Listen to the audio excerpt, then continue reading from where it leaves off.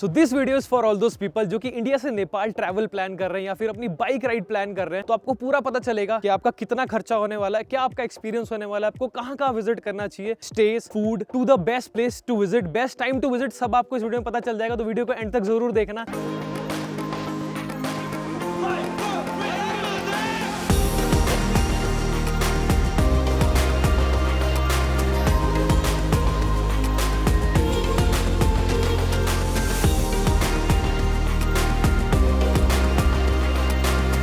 Hello नमस्ते जी, मैं हूं आपका होस्ट, आपका दोस्त सौरभ डीएनएक्स राइडर। स्वागत करता है एक और नई वीडियो में। तो जैसे कि आप इंटरनेशनली ट्रैवल कर रहे हैं इंडिया से नेपाल, तो आपको डॉक्यूमेंट्स के बारे में बता देता हूं। तो अगर आप अपनी बाइक से ट्रैवल कर रहे हैं तो गाड़ी का आरसी एनडीएल मेन डॉक्यूमेंट्स रहेंगे, जिसके थ्रू आपको मिलेगा भंसार परमिट, जो परमिट आपकी बाइक के लिए वैलिड रहता है। And without this permit you can not ride in Nepal. इसका cost per day 200 Nepali rupees पड़ेगा आपको। तो अगर आप ये परमिट 10 दिन के लिए ले रहे हैं तो आपको टोटल कॉस्ट पड़ जाएगी 2000 नेपाली रुपीज। आप इस वीडियो में जो बातें होंगी नेपाली रुपीज में होंगी, तो आप उसको कन्वर्ट कर सकते हैं इंडियन करेंसी में फॉर योर ईज। एंड अगर आप कार से ट्रैवल कर रहे हैं तो आपको रोड टैक्स देना पड़ेगा, जिसका cost per day 600 Nepali rupees रहेगा। एंड अगर आप फ्लाइट से ट्रैवल कर रहे हैं तो आपकी कॉस्टिंग जाएगी 12,000 से लेकर 25,000 तक, डिपेंडिंग अपॉन आप कौन सी फ्लाइट से जा रहे हैं। अगर आप फ्लाइट से जा रहे हैं तो आपको पासपोर्ट की जरूरत पड़ेगी। एंड अगर आप अपना बाइक वगैरह से ट्रैवल कर रहे हो तो आपको कोई पासपोर्ट की जरूरत नहीं है। आपको सिर्फ रिक्वायर्ड रहेगा एक आधार कार्ड, जो कि आप अपनी नेशनैलिटी शो करने के लिए यूज करेंगे। मैं आपको पर्सनली रिकमेंड करता हूं, अगर आप पहली बार नेपाल ट्रैवल कर रहे हैं and if you are adventure enthusiast, आपके पास बाइक या फिर कार है, तो प्लीज बाइक या कार से जाना, क्योंकि आपको सबसे ज्यादा मैक्सिमम एडवेंचर मिलने वाला है। बहुत थ्रिलिंग राइड होती है नेपाल की, बहुत सीनिक व्यूज मिलेंगे आपको वहां पर। नेपाल में विजिट करने का बेस्ट टाइम मेरे अकॉर्डिंगली है जब वहां पे बारिश नहीं हो रही होती है। नेपाल में रेनी सीजन स्टार्ट हो जाता है जून से लेकर अगस्त तक, तो आप उस टाइम पर मत जाना। बाकी आप किसी भी टाइम ट्रैवल कर सकते हो। देखो, सर्दियों के टाइम पर ना ठंड ज्यादा होती है और आप जैसे हाई अल्टीट्यूड्स पे जाते हो, मनांग मुस्तांग राइड करने का अगर आप प्लान करते हो तो आपको वहां बर्फ भी देखने को मिलेगी, बहुत तगड़ी वाली। रेनी सीजन को छोड़कर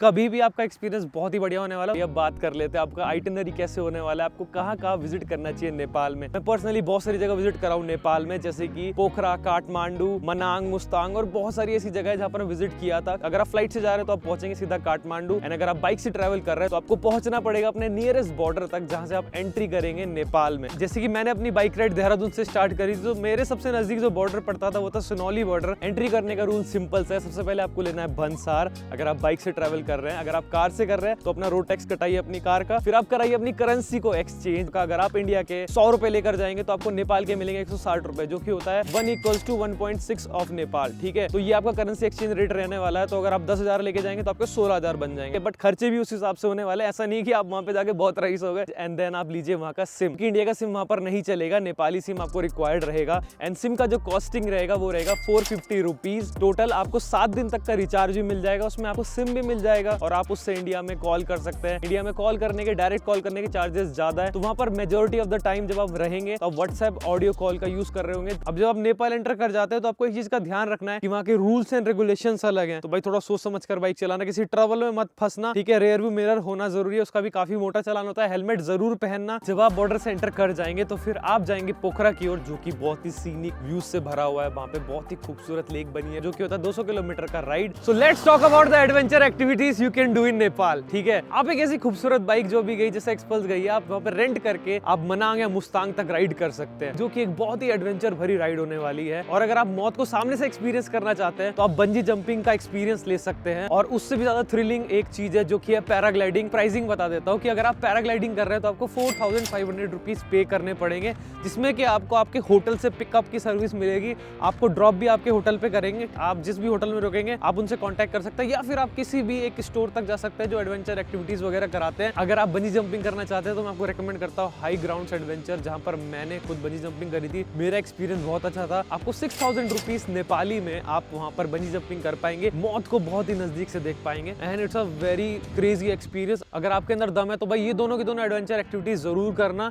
other activities are also there, जैसे कि कायाकिंग हो गई, आपका माउंटेन बाइक आप रेंट करके उसको मस्त एकदम पहाड़ों पर चला सकते हैं। उसके अलावा आप ATV राइड कर सकते हैं। ठीक है, सबसे बेस्ट तरीका तरीका नेपाल में लोकली ट्रैवल करने का। आप एक गाड़ी को रेंट करें भाई, वहां जा रहे हो, आपको मजा आएगा, आप लोकली आराम से घूम पाएंगे। Taxis are also good option, but लेकिन कहीं ना कहीं टैक्सी से ट्रैवल करना महंगा पड़ जाता है जब आप किसी भी जगह ट्रैवल कर रहे हैं। And if you are a party lover तो भाई नेपाल में आपके लिए बहुत ही बढ़िया सीन्स होने वाले हैं। वहाँ पे बहुत सारे क्लब्स हैं, बहुत सारी जगह एंजॉय करने के लिए। मैंने जब ट्रैवल किया था तो मैंने देखा था भाई रात के 3 बजे तक भी भाई वहाँ के क्लब्स वगैरह ओपन थे। ठीक है, नाइट लाइफ काफी अच्छी है पोखरा की। मुझे पर्सनली अगर आप पहली बार नेपाल विजिट कर रहे हैं तो मुस्तांग ज्यादा अच्छा लगा। ठीक है, एज कम्पेयर टू मनांग। मनांग में ज्यादा हार्डकोर ऑफ रोड है, पतली पतली रोड है, बहुत ज्यादा लोकेशंस नहीं है एक्सप्लोर करने के लिए। तो अगर आप फर्स्ट टाइम नेपाल जा रहे हैं तो मुस्तांग राइड जरूर करना। ठीक है, मनांग आप स्किप कर सकते हैं अपने नेक्स्ट टाइम के लिए, जैसे कि हम सेकंड टाइम में मनांग गए थे। मेरा मुस्तांग का एक्सपीरियंस बहुत ही ज्यादा अच्छा था। आपको एक परमिट का रिक्वायरमेंट रहेगा जो कि आप अपने आधार कार्ड को दिखाकर ले सकते हैं, जो कि अन्नपूर्णा कन्वर्सेशन एरिया का परमिट होता है। आप परमिट लो, मस्त एकदम अपनी राइड स्टार्ट करो मुस्तांग मनांग, और बहुत सारे वहाँ पे ऑप्शंस होते हैं, आप टिक कर सकते हो। अगर आप कोई ट्रैक भी कर रहे हो तो परमिट का वैलिडिटी 3 मंथ का रहता है, जिसका कॉस्ट है 1000 रुपीज नेपाली। मुस्तांग की आइटिनरी आपसे शेयर कर देता हूँ। आप एंटर किए बॉर्डर पे, आप पहुंचे पोखरा, एक दिन पोखरा में स्टे किया, फिर आप निकलेंगे आगे के लिए। ठीक है, जोमसोंग नाम की एक जगह पड़ती है, वहाँ पे स्टे करेंगे। देन आप जाएंगे मुक्तिनाथ को एक्सप्लोर करके वापसी आएंगे मारपा नाम के एक विलेज में, which is famous for its apple orchard. Pokhara से आपको लगभग 2 दिन लगेंगे मुस्तांग से वापसी आने में, तो उस हिसाब से अपना प्लान करना आइटिनरी को। एंड बहुत ही सीनिक व्यूज है रास्ते में, और मुक्तिनाथ टेंपल का नजारा बहुत ही अल्टीमेट है ना। अपने आप में एक हाई एल्टीट्यूड्स में विजिट करने का एक्सपीरियंस ही अलग होता है। एंड अपर मुस्तांग का जो परमिट है उसका कॉस्ट है 50,000 रुपीज नेपाली। भाई मुझे कहीं से भी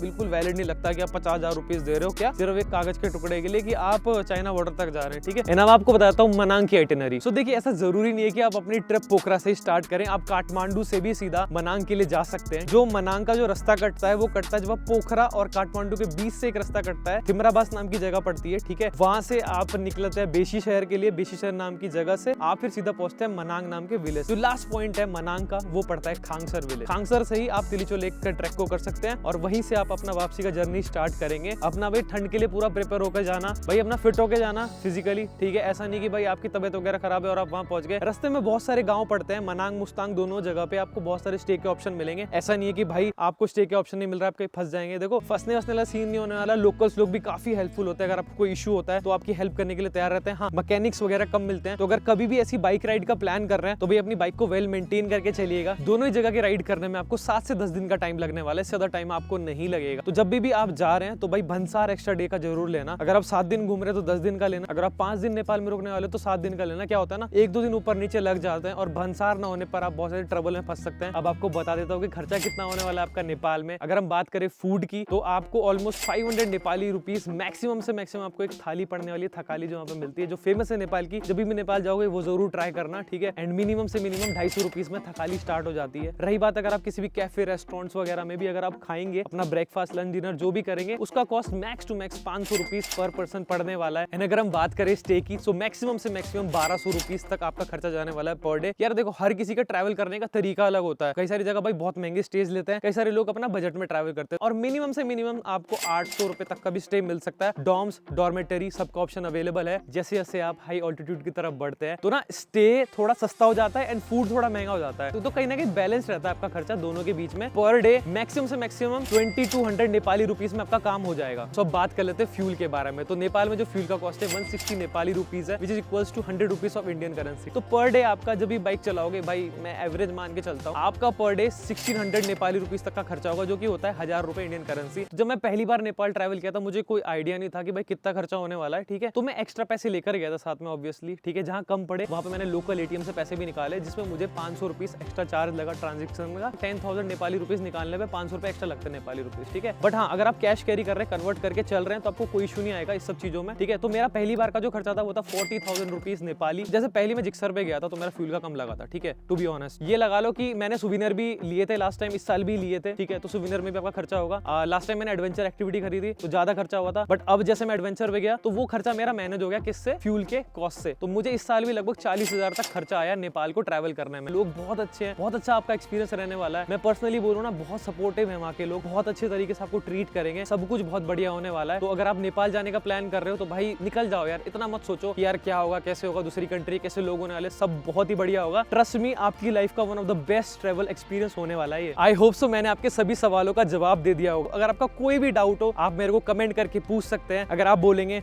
तो मैं आपको और राइड्स का आइटिनरी भी प्लान कर दूंगा, बता दूंगा। Thanks for making part of the day. I will see you in the next video. That's all, signing out. Bye bye. Thank you. Thanks for support.